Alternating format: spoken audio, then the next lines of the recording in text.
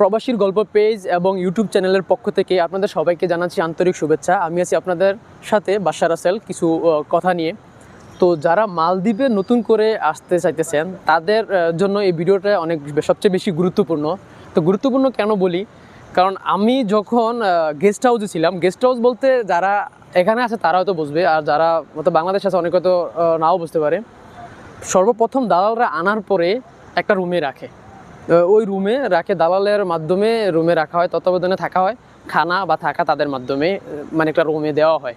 তো অনেকগুলো লোক একসাথে গেঞ্জাগেঞ্জি করে থাকা হয়, তো সেটাকে বলে গেস্ট হাউস রুম। তো এই গেস্ট হাউস রুমে বর্তমানে মালদ্বীপের প্রত্যেকটা গেস্ট হাউস রুমের ভিতরে মনে করেন যে যদি মানে 30 জন লোক থাকে, এর ভিতরে মনে করেন যে 20 জন লোকে কি বেকার বসে আছে। আর প্রত্যেকটা লোকের একই কাহিনী, সবাইরে বলে কি রিসোর্টে দিবে। মানে মালদ্বীপের ব্যাপারে মানুষকে বুঝাইয়া এই দেশে আনার একটাই মাত্র টুব এই দালালদের, যে রিসোর্টে দিয়ে দিব। রিসোর্টটা তাদের বাবার না, কারো বাবার না। আসলে রিসোর্টে বর্তমানে বাংলাদেশিদের কাজ আসলে পাওয়াটা খুবই কষ্টকর। আর এই রিসোর্টের কথায় বলে বলে প্রায় 7 লাখ টাকা, 6 লাখ টাকা, 5 লাখ টাকা, 4 লাখ টাকা করে এরকম এই দালালরা হাতায় নিতেছে আর আনতেছে। আর প্রত্যেকটা লোকেরই কিন্তু কি আপনারা এই গেস্ট হাউসের ভিতরে কিন্তু ফালাই রাখছে।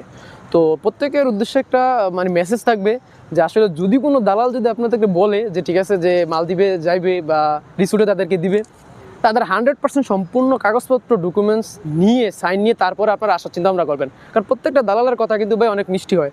আমি এরকম একটা ছেলেকে দেখছি 7,40,000 টাকা নিয়ে, তার বাবা নাই, ভাই ও বোন কোনো কিছু নাই, একটা বাপের একটা সন্তান, তার বাবা মারা গেছে, তো এতিম একটা ছেলে, তার কাছ থেকে 7,40,000 টাকা নিয়ে মানে ইয়াতে দিবে, রিসোর্টে দিবে, এরকম বলে তারা আইনা 6 মাস ধরে এই ইয়ার ভিতরে ফালা রাখছে, গেস্ট হাউসে ফালা রাখছে। প্রথম 1 মাস তাকে থাকা খাবারের টাকা দিছে, পরের যে 5 মাস তাকে খানার টাকাও দেয় না, রুম ভাড়ার টাকাও দেয় না। এটা নিয়ে শেষ পর্যন্ত রুম থেকে একটা বড় ধরনের গ্যাঞ্জাম মারপিট লেগে তারপর রুম থেকে সে বাড়ি আসতেছে। তো দেখেন এতিম একটা ছেলের সাথে তারা এরকম একটা কাজ করছে, 7,40,000 টাকা।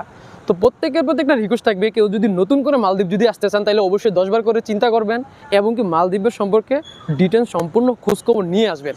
মালদ্বীপ একটা দ্বীপ রাষ্ট্র, ছোটো ছোটো একটা দ্বীপ, একমাত্র রাজধানী আর হলো হোলেমালে, দুইটা জায়গাতেই একটু সিম্পল কাজ থাকে। আর বাকি অন্যান্য যে আইল্যান্ডগুলো আছে আসলে এগুলো একটা জেল, মানে জেলখানা বললেই চলে। মানে ছোটো ছোটো যে জেলখানা বলে না, বাংলাদেশে কোথাও একটা জেলে রাখলাম, ঠিক সেম এরকম বিষয়। তো যারা মালদ্বীপে আসবেন নতুন করে তারা অবশ্যই চিন্তা ভাবনা করে আসবেন, আশেপাশে কোনো বন্ধু বান্ধব থাকলে খোঁজখবর নিয়ে মালদ্বীপের সম্পর্কে তারপরে আপনারা এখানে আসবেন। এখানে বর্তমানে কাজের খুবই সংকট, কাজ পাইতে মানুষের খুবই কষ্ট হচ্ছে। আর দালালরা যেভাবে পারছে এইভাবে কিন্তু বুঝাই কিন্তু কি নিয়ে আসছে। আর বিশেষ করে যারা রিসোর্টের কথা বলে, রিসোর্টের বলে কোনো কথা নেই, তারা সবচেয়ে বেশি ধরবেন। রিসোর্টে সে কীভাবে চাকরি দিবে, রিসোর্টে চাকরি কারো এখানে কোনো ক্ষমতা নাই, এটা হচ্ছে সবচেয়ে বড় সত্য কথা। তো আমাদের এই কথাবার্তা বা নিউজ তথ্য যদি আপনাদের ভালো লেগে থাকে তাহলে অবশ্যই আমাদের চ্যানেলটি সাবস্ক্রাইব করবেন এবং কি পেজটি ফেসবুক থেকে দেখলে পেজটি ফলো দিয়ে রাখবেন।